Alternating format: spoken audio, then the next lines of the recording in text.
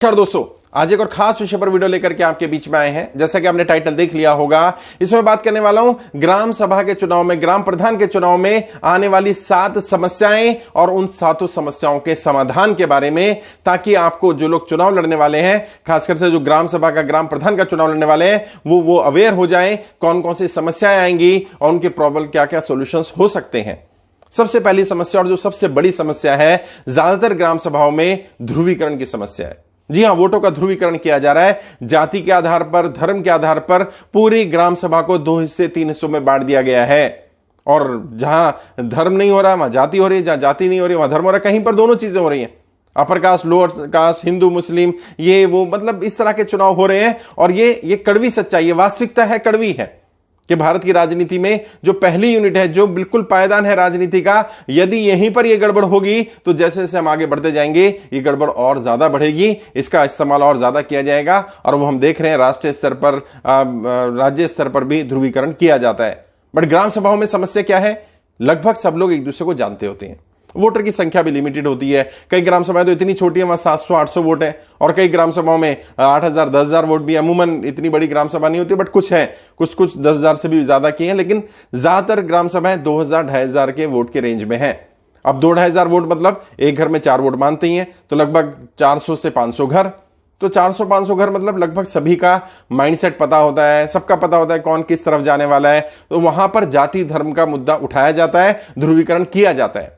अब ये तो समस्या है, समाधान क्या है? यदि आपका विरोधी ऐसा कर रहा हो, जो ध्रुवीकरण करने की कोशिश कर रहा है, तो आप इसके लिए 2-3 तरीके से काउंटर कर सकते हैं। वैसे तो इस पूरे टॉपिक पर ही मैंने एक अलग वीडियो भी बना रखी है, वो भी आप चैनल पर देख सकते हैं, बट ब्रीफ में मैं बता देता हूं।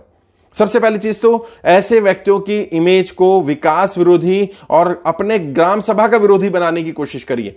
यदि आप उनकी छवि ग्राम के विरोधी की या विकास के विरोधी की, डेवलपमेंट के विरोधी की बना पाए, तो ये लोग कम से कम खुल करके धर्म के आधार पर, जाति के आधार पर ध्रुवीकरण नहीं कर पाएंगे।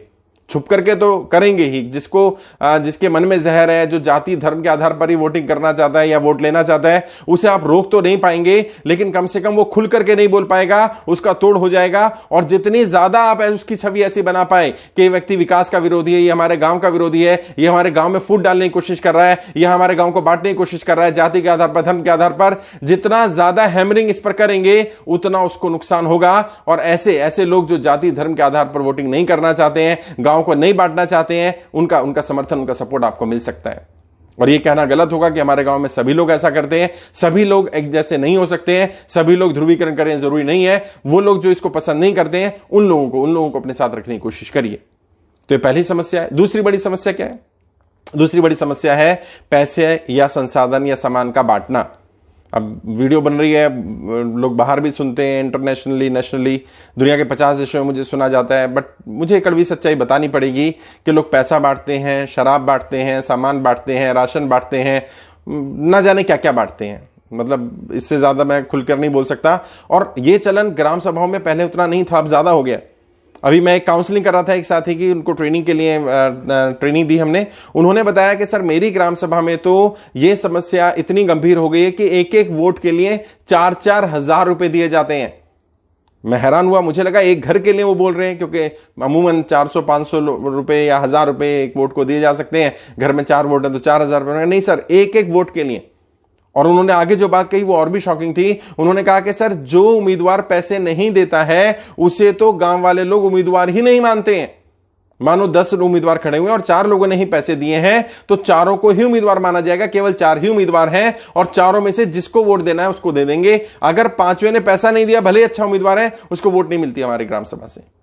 तो ये तो बहुत गंभीर समस्या है। और पैसे के अलावा भी बहुत सारी चीजें दी जा रही हैं, बट ये तो समस्याएं हैं। अगर आपकी ग्राम सभा में भी ये समस्या है तो समाधान क्या है?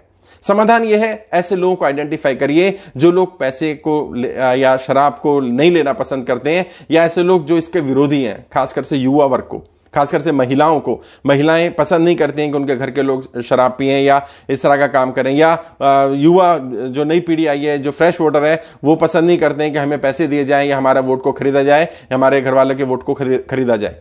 उनको समझाइए कि जो व्यक्ति आज आपके वोट के लिए 4-4 हजार रुपए दे रहा है, वो जब आपके नाम से अलग अलग मद में पैसा आएगा, उस पैसे का कितना ज्यादा दुरुपयोग करने वाला होगा।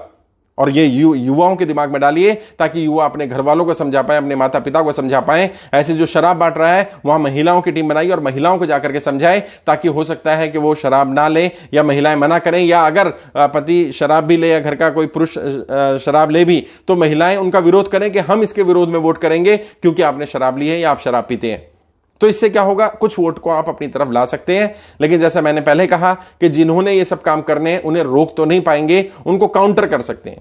इसके अलावा भी कई और रणनीतियां हो सकती हैं, वो समय पर बताई जाएंगी। यहां मैं एक एक समस्या और उनके एक एक समाधान, प्रोबेबल समाधान के बारे में बात कर रहा हूं। एक और समस्या है, और यह भी बड़ी गंभीर समस्या है। क्या, कई बार उम्मीदवार तैयारी कर रहा होता है लेकिन सीट रिजर्व हो जाती है, सीट चेंज हो जाती है और एंड टाइम पे पता चलता है महिला रिजर्व हो गई है, एससी रिजर्व हो गई है, ओबीसी हो गई है, बीसी रिजर्व हो गई, जनरल थी रिजर्व हो गई या रिजर्व थी जनरल हो गई। तो वैसे तो लगभग 3 महीने पहले पता चल जाता है डिलिमिटेशन का कि कौन सी सीट चेंज हो रही है। लेकिन अगर आपको नहीं पता चल रहा है तो आप पहले ही पिछले 2-3 टर्म का एक फॉर्मेट देखिए कि हमारी सीट कितने साल में चेंज हुई है। यदि पिछले वर्ष ही चेंज हुई है तो इस वर्ष चेंज होने की संभावना कम होगी। यदि 2-3 वर्ष से चेंज नहीं हुई तो इस वर्ष पूरी संभावना चेंज हो जाएगी। और कई बार यदि आपके अधिकारियों से जान पहचान हो, पता हो, तो वो आपको आइडिया भी लगा देते हैं, बता देते हैं कि कौन सी ग्राम सभा चेंज होने वाली है। तो उस हिसाब से अपनी तैयारी करें, और अपनी तो तैयारी करें। जैसे जनरल सीट है, महिला है, तो महिला के लिए तैयारी करें, लेकिन पुरुष के लिए भी तैयारी करें अगर महिला हट जाती है तो। रिजर्व कैटेगरी से तो किसी रिजर्व व्यक्ति को अपनी टीम में रखें, अगर जरूरत पड़ जाए तो उसको तैयारी करा सकें हम। तो इस तरह से अपनी पूरी टीम बनानी पड़ेगी ताकि हम सीट के हिसाब से, सिचुएशन के हिसाब से अपने आप बदलाव कर सकें, क्योंकि यह रणनीति का हिस्सा होगा आपका। यह बड़ी समस्या, और ये कई बार तो ऐसा भी होता है कि पूरी तैयारी करने के बाद भी पूरी तैयारी वेस्ट हो जाती है क्योंकि सीट चेंज हो गई और उसको हम रोक नहीं पाए, या हमें नहीं पता था कि हम आगे क्या करें, क्योंकि सामने वाले को समस्या तो पता है, समाधान का नहीं पता। एक और बड़ी समस्या क्या है, एक और बड़ी समस्या है कि जो उम्मीदवार दबंग होते हैं या बदमाश होते हैं, उन बदमाशों या दबंग उम्मीदवारों से लड़ना, ये बड़ी समस्या। और खासकर से शरीफ उम्मीदवार के लिए, सामने वाला, यदि आप शरीफ हैं, आप लड़ाई झगड़ा नहीं करते हैं, आप बदमाशी नहीं करते हैं, आप बदतमीजी नहीं करते हैं, और सामने वाला दबंग है, बदमाश है, लड़ाई झगड़ा करता है, तो अब ऐसे उम्मीदवार से कैसे लड़ा जाए। इस उम्मीदवार से लड़ने के लिए भी बहुत सारी रणनीतियां होती है, लेकिन एक सबसे बढ़िया रणनीति यह होती है, थोड़ा बहुत दबंग तो आपको भी बनना पड़ेगा। मैं बदमाश बनने के लिए नहीं कह रहा हूं, लेकिन थोड़ा बहुत दबंग बनना पड़ेगा, क्योंकि यदि आप बहुत ज्यादा सीधे सच्चे हुए तो सामने वाला आपको हरा भी देगा, प्लस जनता भी ऐसे लोगों को पसंद नहीं करती है। आचार्य चाणक्य कहते हैं, यदि राजनीति में जाओ तो सोच समझ कर जाना, इतने सीधे मत बनना, वरना जंगल में जाकर देखो सीधे पेड़ सबसे पहले काटे जाते हैं। तो थोड़ा सा आपको भी रणनीतियां सीखनी पड़ेंगी, साम दाम दंड भेद अपनाना पड़ेगा और थोड़ा सा बोल्ड बनना पड़ेगा। और यदि आप बोल्ड नहीं है तो पहले अपने नेचर को बोल्ड करिए। और मैं बदमाश बनने के लिए नहीं कह रहा हूं, लेकिन थोड़ा बोल्ड बनिए, थोड़ा सा दबंगई वाली बात आपकी भी होनी चाहिए कि आप अधिकारियों से डरने वाले नहीं हैं, आप अपने अधिकारों के लिए लड़ सकते हैं, आप अपनी आवाज उठा सकते हैं। यह संदेश जाना चाहिए, और यदि ऐसा संदेश जाएगा तो आप सामने वाले को टक्कर दे पाएंगे, यदि सामने वाला दबंग भी हो, पैसे वाला भी हो तो। एक और 5वीं समस्या, और यह भी बड़ी गंभीर समस्या है, मुद्दों को कैसे पता करें, ग्राम सभा में कौन कौन से एक्चुअल में मुद्दे हैं, और मुद्दे पता चल जा रहे हैं, मुद्दों को उठाया कैसे जाए।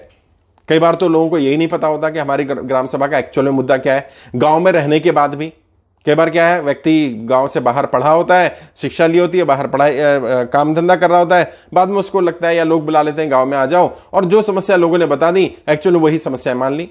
हो सकता है वो समस्याएं हो, लेकिन उन समस्याओं के अलावा भी समस्या हो सकती है, और उन समस्याओं का कारण कोई दूसरी समस्या हो सकती है। तो समस्याओं को जानना, मुद्दों को जानना, और ग्राम सभा के लोग क्या चाहते हैं, उनकी एक्चुअल मांग क्या है, उस मांग तक पहुंचना अपनी टीम बना करके। तो समस्या यह है कि मुद्दों का ना पता होना, तो मुद्दों को पता करिए, और फिर जब मुद्दे पता चले, मुद्दों को उठाना कैसे। जब आपको 5-6 मुद्दे पता चल गए, सारे मुद्दों को एक साथ नहीं उठाना होता, एक एक मुद्दे को उठाइए और हर मुद्दे पर अपनी राय रखिए, बेबाकी से, अलग तरीके से वीडियो बना करके, पैम्फलेट के माध्यम से, पोस्टर के माध्यम से एक एक मुद्दे को हाईलाइट करिए कि मुझे पता है यह समस्या है और मेरे पास इस समस्या का यह समाधान है। और जब आप समस्याओं के साथ समाधान भी रख रहे होंगे, जब आप लोगों को बता रहे होंगे कि मेरे पास समस्या भी और समाधान भी है, तो इससे लोग इंप्रेस होते हैं, इससे लोग आपके साथ कनेक्ट होते हैं। एक और जो चुनौती आने वाली है, और यह भी आएगी ही, जो वर्तमान में प्रधान होगा या जो पूर्व में प्रधान रहे होंगे, उनके बारे में प्रॉपर जानकारी। आचार्य चाणक्य कहते हैं, अच्छी रणनीति बनाना एक बात है, लेकिन अपने विरोधी के बारे में पूरी जानकारी रखना यह अलग बात है। विरोधी के बारे में पूरी जानकारी रखिए। कैसे जानकारी रखिए? आरटीआई के माध्यम से। क्योंकि अगर आपको पूरा नहीं पता है तो आप उसको काउंटर नहीं कर पाएंगे, उसके खिलाफ बोल नहीं पाएंगे। राइट टू इंफॉर्मेशन हमारे पास एक अधिकार है, किसी वकील की मदद से या खुद भी अगर आप पढ़े लिखे हैं, आरटीआई लगाइए। आपके गांव में किस किस मद में कितना पैसा किस किस समय में आया और उस पैसे का कितना उपयोग हुआ, बताना पड़ता है ग्राम प्रधान को कि कितना पैसा सड़क के लिए आया, कितना इंदिरा विकास योजना में आया, कितना घरों को बनाने के लिए आया, कितना शौचालय के लिए पैसा आया, कितना सीवेज सिस्टम के लिए पैसा आया, कितना स्कूल के लिए आया, कितना हॉस्पिटल के लिए आया, वो पैसा कहां यूज हुआ कि नहीं हुआ, कितना प्रधान बता रहा है और एक्चुअल सच्चाई क्या है, उसके बारे में पूरी जानकारी इकट्ठा करिए, ताकि जब आप सामने जाएं लड़ने के लिए तो आप अच्छी तरह से काउंटर कर पाए। तो ये छठी समस्या आएगी, अगर आपने नहीं किया होगा तैयारी तो आपको दिक्कत आएगी।